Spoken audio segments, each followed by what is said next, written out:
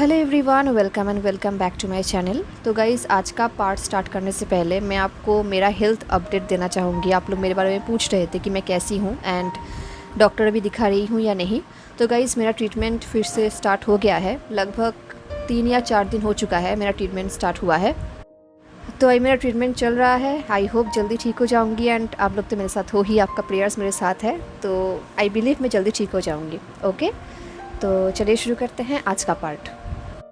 Last part में हमने देखा था कि लंजा, विंग एंड बाकी सब ये सिटी का मिस्ट्री सॉल्व करके लोटस पियर आए थे एंड देन वो लोग वेंटिंग से भी मिले एंड देन उन लोगों को पता चला कि बहुत जल्दी लाल लिंग में डिस्कशन कॉन्फ्रेंस होने वाला है एंड लंजा को पता चला कि उस कॉन्फ्रेंस में जेबोचुन भी आएंगे।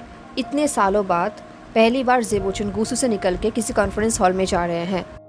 तो लंजा भी वहाँ पर जाना चाहता था क्योंकि वो भी अपने भाई को देखना चाहता था, बट विंग उसे मना कर रहा था। बट लंजा ने विंग को कन्विंस किया तो विंग ने कहा कि ठीक है, वो उसके साथ लेकर जाएगा, बट अगर कोई भी डेंजर दिखेगा तो विंग उसे वापस लेकर आ जाएगा एंड लंजा मान गया।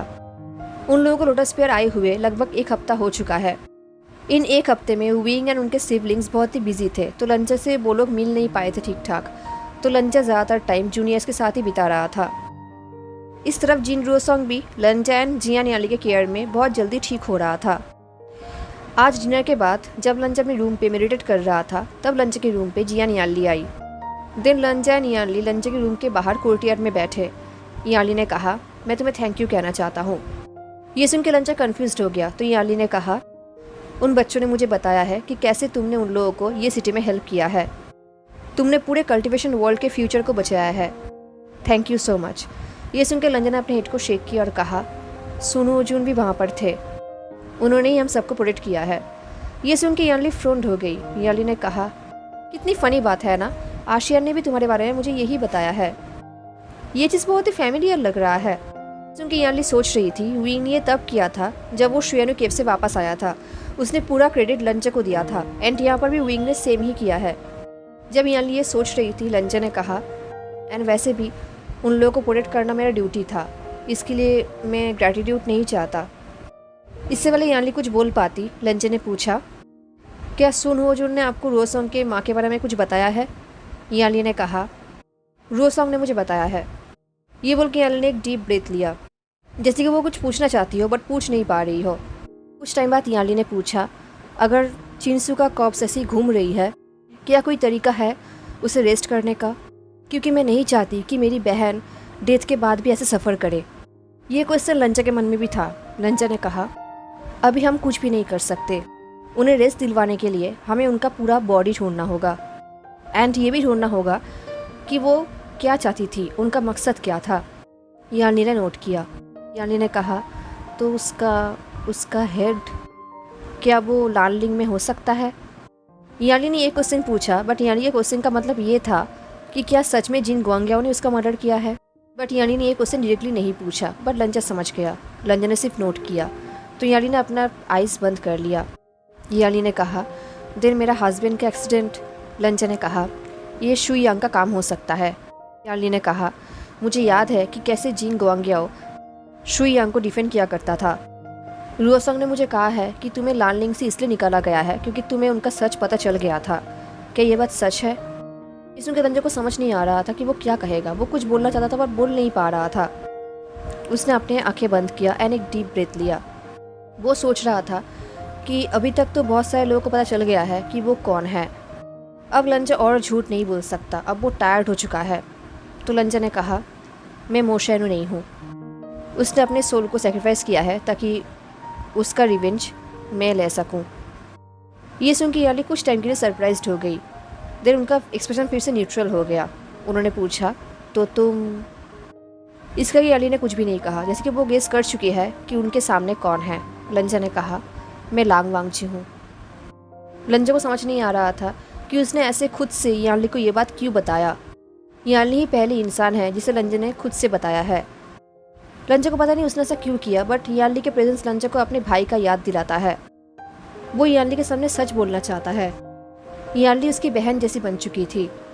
उसे लगा था कि ये सुन के याली डर जाएगी या फिर गुस्सा हो जाएंगी, बट याली हंसने लगी। ये देख के लंजा सरप्राइज्ड हो गया। याली ने हंसते हुए कहा, अब मुझे समझ में आ रहा है कि आशियान ऐसा बिहेव क्यों कर रहा है। ये सुन के लंजा बिल्कुल पजल्ड हो गया, उसे कुछ समझ नहीं आ रहा था। लंजा ने कहा, क्या आपको, याली ने कहा, डर नहीं लग रहा? यही पूछने वाले थे ना? लंजा ने नोट किया। याली ने कहा, अगर तुम्हारे यहाँ पर रहने से, तुम्हारे प्रेजेंस से हमारे फैमिली को कोई भी डेंजर होता तो आशियान कहीं भी तुम्हें हमारे आसपास भी नहीं आने देता।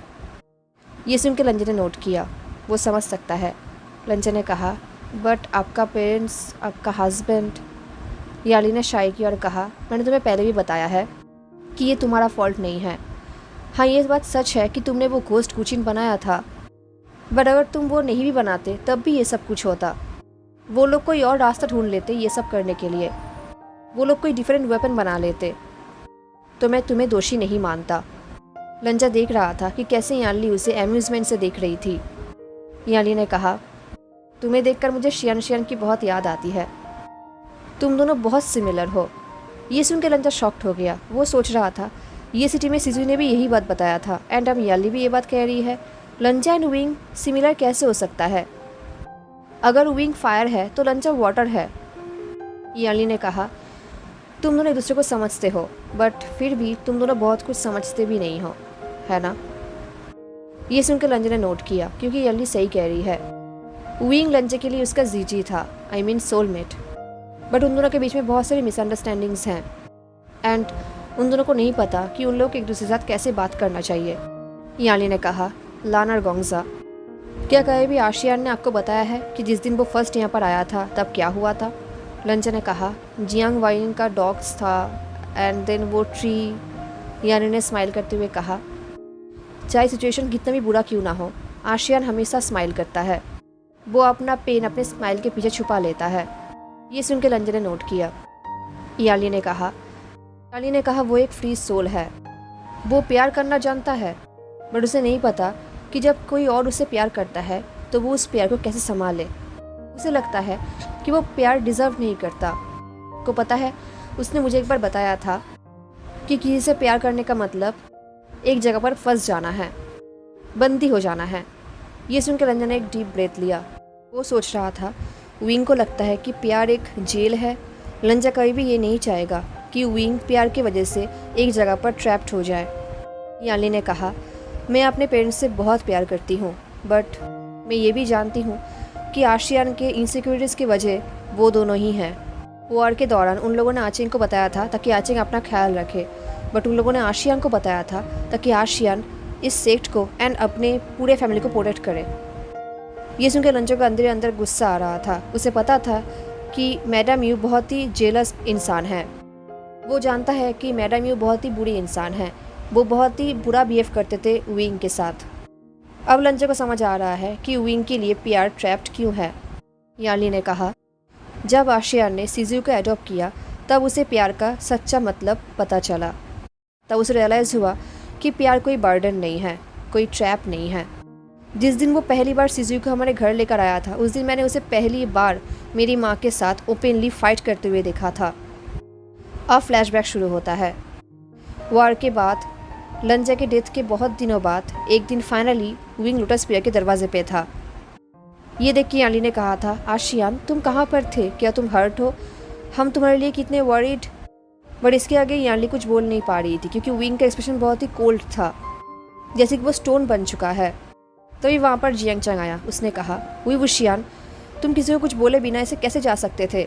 जियांग चंग के वॉइस में गुस्सा तो था बट कंसर्न भी था। बट विंग दरवाजे पे स्टीफ एंड साइलेंट खड़ा था। वो कुछ भी नहीं बोल रहा था। उसके फेस से वो स्माइल गायब था। उसके फेस में सिर्फ कोल्डनेस था। ये देख के याली बहुत ही ज़्यादा कन्फ्यूज्ड हो गई थी, बहुत ही ज़्यादा कंसर्न हो गई थी। तभी याली ने देखा कि विंग के पैर के पास एक छोटा सा बच्चा है।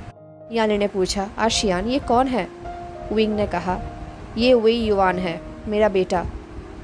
ये सुन के दोनों सिबलिंग्स बिल्कुल शॉक्ड हो गए थे, बट विंग ने उन्हें इग्नोर किया एंड आयुआन को लेकर घर के अंदर चला आया, मेन कोर्टयार्ड पे। जियान याली एंड जियांग चन ने भी उसे फॉलो किया। उन्हें डर लग रहा था कि शायद मैडम यू बहुत ही बुरा रिएक्ट करेंगे, एंड ऐसा ही हुआ। मैडम यू बहुत ही गुस्सा हो गए थे। उन्होंने गुस्से में बहुत ही बुरा भला कहा। उन्होंने कहा, तुम अपने आप को समझते क्या हो? तुम एक और स्ट्रीट रैट को हमारे घर लेकर आए? जस्ट बिकॉज हमने तुम्हें यहाँ पर लिया था इसका मतलब ये नहीं कि हम किसी को भी घर पे उठा लाएंगे। ये सुन के अंकल जियांग ने मैडम यू को शांत करने की कोशिश किया, बट मैडम यू शांत नहीं हुई। एंड पहली बार विंग ने गुस्से में मैडम यू को कहा, वो कोई स्ट्रीट रैट नहीं है, ये मेरा बेटा है। अगर लोटस पियर उसका घर नहीं हो सकता, दिन मेरे लिए भी यहाँ पर रहने का कोई रीज़न ही नहीं है। ये बोल के विंग ने अपने पॉकेट से क्लैरिटी बेल निकाला एंड अंकल जियांग के पैर के पास फेंक दिया। ये देख के जियांग चैन ने चिल्ला कर कहा, हुई वुशियान, हमने तुम्हारे लिए इतना कुछ किया एंड तुम ऐसे कर रहे हो। तभी विंग ने कोल्ड वॉइस में कहा, मैंने अपना डेब्ट पे कर दिया है। विंग के बातों से ऐसा लग रहा था जैसे कि वो ये कहना चाहता हो कि मैंने अपने जीजी को खोकर अपना डेब्ट पे कर दिया है, अब मेरे पास कुछ भी नहीं है। उस दिन याली को रियलाइज़ हुआ था कि अब आशियान लोटस पियर में सिर्फ अपने ड्यूटी की वजह से नहीं रहेगा, अगर वो रहेगा तो वो सिर्फ प्यार की वजह से। ये देख के याली को बहुत ही प्राउड फील हो रहा था। मैडम यू ने चिल्लाकर कहा था, वही वुशियान। इससे पहले Jiang Cheng and uncle Jiang madam Yu को रोक पाती, मैडम यू ने अपना जीरियन समन किया एंड विंग की तरफ थ्रो किया। ये देख के याली बहुत डर गई थी। वो सोच रही थी विंग के बाहों में एक बच्चा है, मैडम यू कैसे उनकी तरफ ऐसे जीरियन थ्रो कर सकती है। बट नेक्स्ट जो हुआ वो देख के याली शॉक्ड हो गई थी। लाइफ में पहली बार विंग ने ये स्टेप लिया था, उसने अपने हाथों से उस जीरियन को रोक दिया था। उसे देख के ऐसा लग रहा था जैसे कि उसके ऐसा पावरफुल यहाँ पर कोई है ही नहीं। ये देख के मैडम यू खुद शॉक्ड हो गई थी एंड जीरियन को रोकने की वजह से जीरियन खुद कांप रहा था, उसका पावर कम हो रहा था एंड वो ऑटोमेटिकली मैडम यू के पास वापस चला गया। मैडम यू देख पा रही थी कि जीरियन का स्पीड कैसे कांप रहा है डर से, वो भी विंग के डर से। ये देख के मैडम यू ने गुस्से में कहा, तो अब तुम ऐसे करने वाले हो? मुझे ये बताओ विंग, ये बच्चा कहाँ से आया? ये सुन के याली डर गई थी। उसे ये रियलाइज़ हो रहा था कि मैडम यू समझ चुकी है कि आयुआन कौन है। इससे पहले याली कुछ कह पाती, विंग ने गुस्से में कहा, आपको मुझे उस नाम से बुलाने का कोई हक नहीं है। ये बोल के विंग सोच रहा था इस नाम से उसे सिर्फ लंजा ही बुलाता था, उसका सोलमेट, अब जो इस दुनिया में नहीं रहा। तो ये नाम किसी और के मुंह से सुनने के बाद विंग को और भी ज़्यादा पेन हो रहा था, जो विंग नहीं चाहता था। ये नाम सिर्फ लंजा के लिए है, किसी और के लिए नहीं। अंकल जियांग ने कहा, आशियान, मैं मैडम यू की तरफ से माफ़ी मांगता हूँ, बट वो सही है। अगर ये चाइल्ड उसी फैमिली से है जिसके बारे में हम सोच रहे हैं, देन ये बहुत ही बड़ा प्रॉब्लम क्रिएट। तभी विंग ने कहा, ये वी युआन है, मेरा बेटा। अगर किसी ने उसे थोड़ा सा भी डेंजर पहुंचने की कोशिश किया ना, तो मुझसे बुरा और कोई भी नहीं होगा। लंजा ने वॉर में जो तबाही मचाई थी, वो मेरे क्रिएट किया हुआ तबाही के सामने एक बच्चों का खेल होगा। ये सुन के सब लोग साइलेंट हो गए। यानली एंड जैंग जैंग एक दूसरे की तरफ देखने लगे। वो लोग सोच रहे थे, ऑफ कोर्स लांगवांग जी ने डेमोनिक कल्टिवेशन को बनाया था, बट इसका प्रपोजल फर्स्ट विंग ने ही किया था। लांगवांग जी के अंदर थोड़ा बहुत रिस्ट्रेंट था क्योंकि वो लान क्लैन से है, बट विंग के अंदर वो नहीं रहेगा। विंग सब कुछ तबाह कर देगा, वो अपने आप को कंट्रोल नहीं करेगा लांगवांग जी की तरह। यानली समझ पा रही थी कि विंग का ये हालत कैसे हुआ। विंग ने अपना प्यार को खोया है, अपने जीजी को खोया है।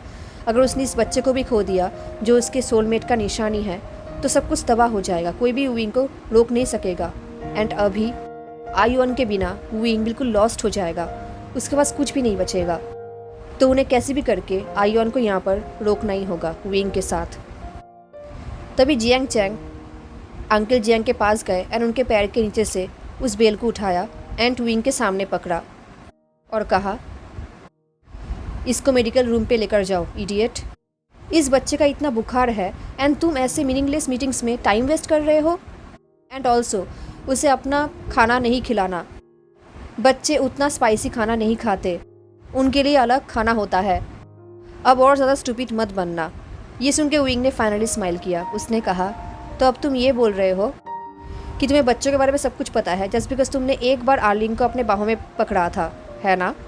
ये सुन के जियांग चैंग ने कहा, शट अप, मैंने बहुत बार आर्लिंग को अपने बाहों में पकड़ा है, बकवास बंद करो एंड चलो।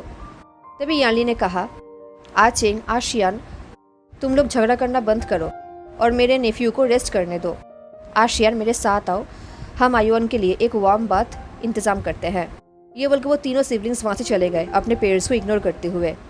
एंड उसी दिन उन लोगों ने एक दूसरे को साइलेंटली प्रॉमिस किया कि चाहे कुछ भी क्यों ना हो जाए, वो लोग कभी भी अपने पेरेंट्स के मीनिंगलेस इश्यूज़ को अपने बीच में नहीं आने देंगे। वो लोग हमेशा एक दूसरे के साथ ही रहेंगे, चाहे कुछ भी क्यों ना हो जाए। एंड उस दिन के बाद से मैडम यू ने भी जियांग चैंग को विंग के साथ कंपेयर करना बंद कर दिया। इनफैक्ट उस दिन के बाद से मैडम यू विंग के माँ को लेकर भी झगड़ा नहीं करते थे, उसके माँ के नाम मेंशन तक नहीं करते थे। एंड उस दिन के बाद से अंकल जियांग एफर्ट लगाते थे ताकि वो अपने बेटे जियांग चैंग के साथ कनेक्ट कर पाए, बट अब जियांग चैंग अपने पेरेंट्स को इग्नोर कर रहा था। वो अब उनके लिए, उनके अप्रूवल के लिए केयर नहीं करता था। इस तरफ आयुअन भी बड़ा हो रहा था एंड आयुअन भी उस फैमिली में घुल मिल चुका था। इनफैक्ट मैडम यू भी कभी कभी आयुअन को कुछ कुछ सिखाते रहते थे, उन्हें भी आयुअन अच्छा लगने लगा था।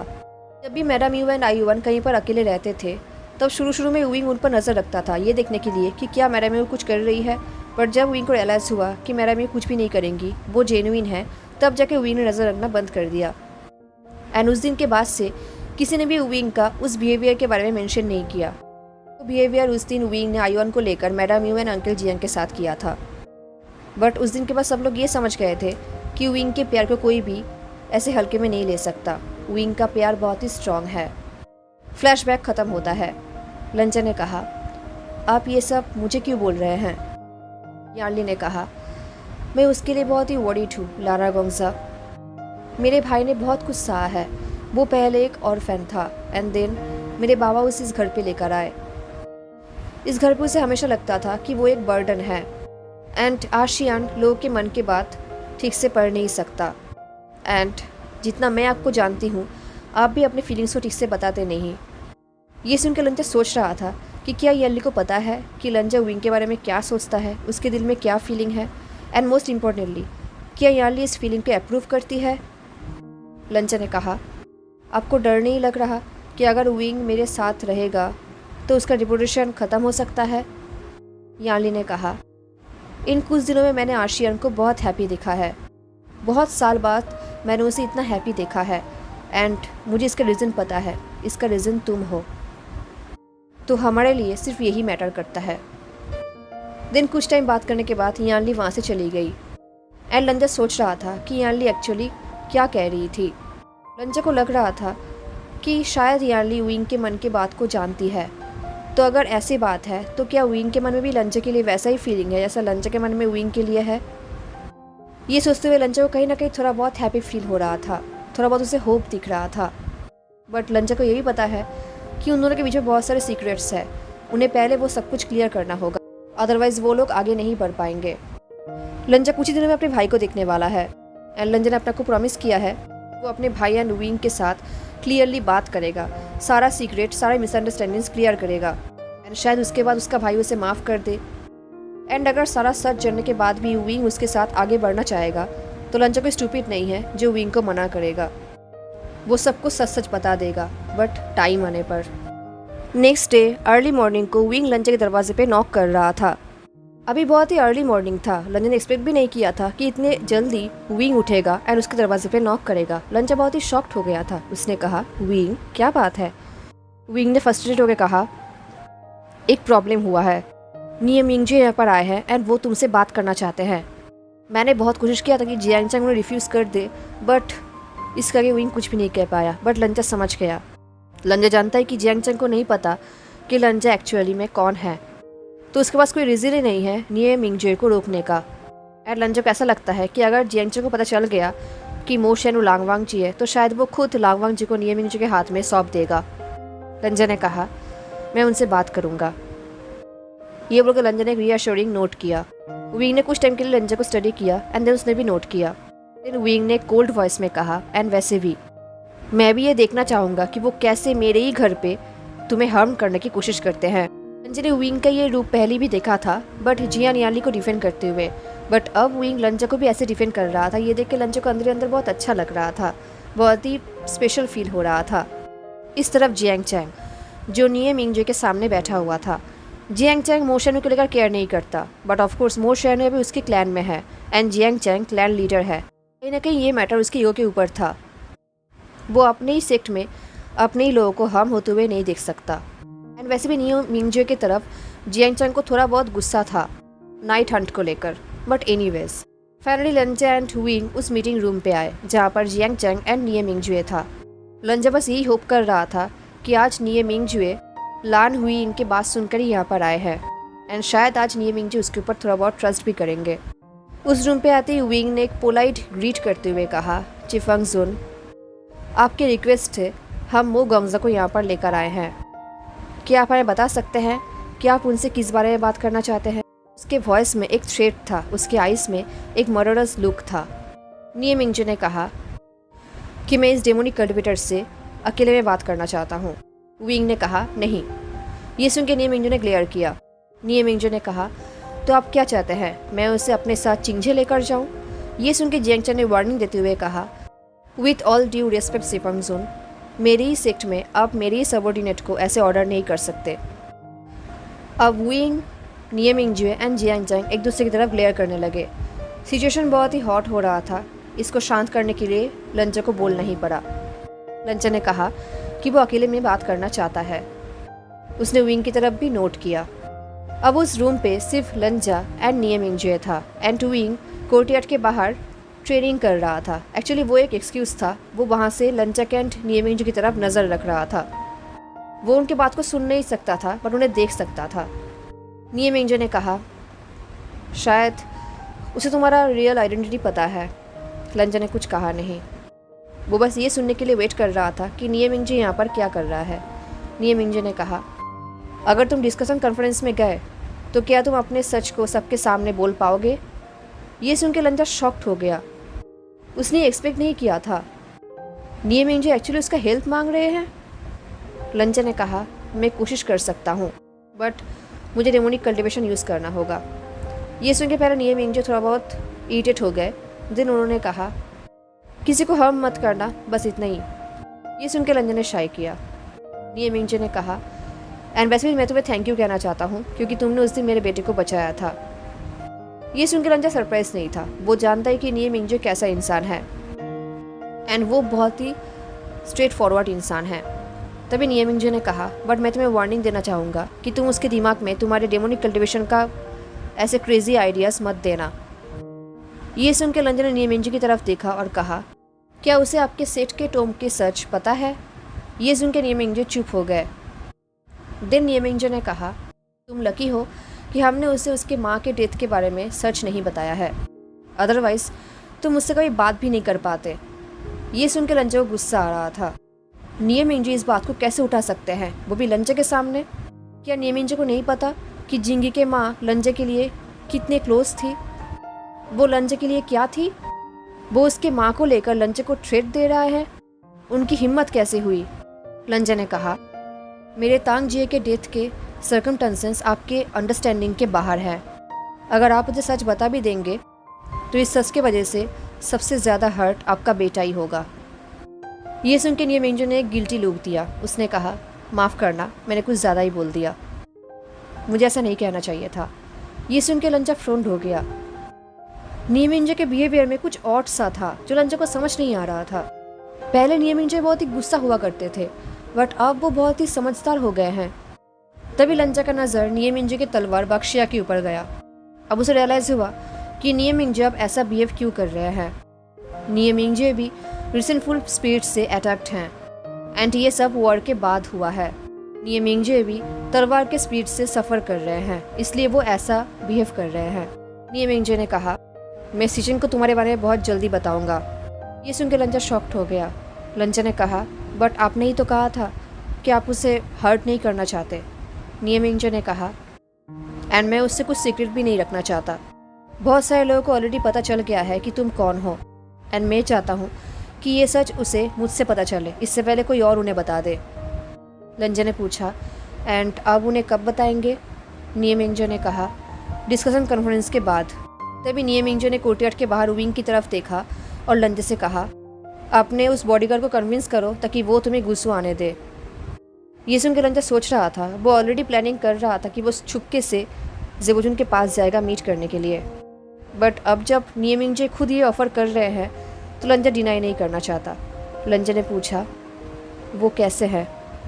निये मिंगजू ने कहा, अगर तुम ये जानना चाहते हो कि वो तुम्हें मिस करते हैं या नहीं तो हाँ, वो तुम्हें अभी भी बहुत मिस करते हैं।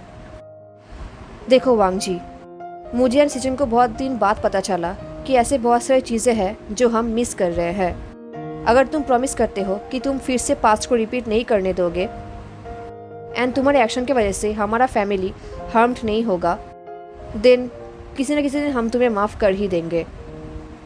ये सुन के लंजा साइलेंट था। जब वो पता है कि नियमिंजे के हर एक बात सच है, बट कहीं ना कहीं लंजा ये बात मान नहीं पा रहा था। उसे शांति नहीं मिल रही थी, उसे और भी गुस्सा आ रहा था। तो लंजा ने कहा, आपने भी डिफेंसलेस वेपनलेस सिविलियंस के ऊपर अटैक किया था, शायद इसके लिए भी मैं एक दिन न एक दिन आपको माफ़ कर ही पाऊंगा। ये बोलते हुए लंजा ने ग्लेयर किया। ये सुनते हुए नियमिंजे भी गुस्सा हो गए।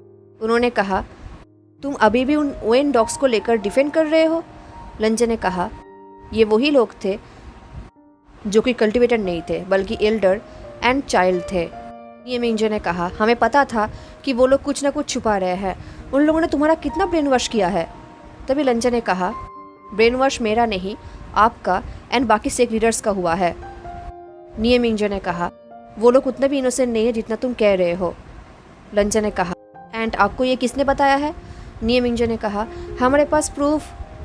ये बोलते हुए नियमिंजे चुप हो गए। उन्हें याद आ गया कि वो प्रूफ किसने दिखाया था, और किसने नहीं बल्कि जिंग ग्वांग्याओ ने। एंड ऑफ कोर्स वो झूठी होगा। लंजा ने नियमिंजे की तरफ ग्लेयर किया। इस तरफ नियमिंजे ने एक डीप ब्रेथ लिया, जैसे कि उन्हें रियलाइज़ हो गया है कि वो क्या कह रहे थे। नियमिंजे ने कहा, अगर तुम्हारी बातें सच निकला तो हमें बहुत कुछ डिस्कस करना होगा। आई होप कॉन्फ्रेंस के बाद भी तुम हमसे मिलने के लिए आओगे। ये बोल के नियमिंजे वहाँ से चले गए एंड लंजा वहाँ पर ही बैठा था। उसने अपने हाथों को अपने हेड पे रखा। उसे बहुत ही सर दर्द हो रहा था क्योंकि नियमिंजे ने बहुत सारे पास उसके सामने लेकर आया है जो लंजा भूलना चाहता था। तभी उविंग लंजा के पास आया। उसने कहा, उसे तुम्हें हर्ट नहीं किया है राइट? लंजा ने अपने हेड को शेक किया एंड उविंग को रिएश्योर किया। लंजा ने कहा, वो बहुत जल्दी मेरे भाई को मेरे बारे में बताने वाले हैं एंड वो चाहते हैं कि कॉन्फ्रेंस के बाद मैं गुस्सू जाऊँ। ये सुन के उविंग फ्रंट हो गया। उसने कहा, क्या तुम जाना चाहते हो? लंजा ने नोट किया। उविंग ने कहा, देन मैं भी तुम्हारे साथ जाऊंगा। एंड वैसे ही बहुत टाइम हो गया है मैंने किसी एल्डर को चिढ़ाया है। ये बोल के उविंग ने स्माइल किया ताकि वो इस सिचुएशन को थोड़ा लाइट कर सके। तभी लंजा ने कहा, तुम आ सकते हो बट एक कंडीशन है। उविंग ने कहा, लंजा अब और भी रूल्स होगा? अच्छा ठीक है, क्या कंडीशन है? लंजा ने कहा, मैं तुम्हें वहाँ पर किसी से मिलवाना चाहता हूँ। उविंग ने पूछा, कौन लंजा? लंजा ने कहा, मेरी माँ। ये बोल के लंजा सोच रहा था कि यानी ने लंजा को एक चांस दिया है उविंग को समझने के लिए, तो इस बार लंजा भी उविंग को एक चांस देना चाहता है ताकि उविंग उसे समझे। शायद बहुत जल्दी वो दोनों एक दूसरे की फीलिंग को समझ पाएंगे। हेलो एवरीवन, तो कैसा लगा आपको आज का पार्ट ज़रूर बताना। मिलते हैं नेक्स्ट पार्ट में, तब तक के लिए tata take care, stay safe, bye.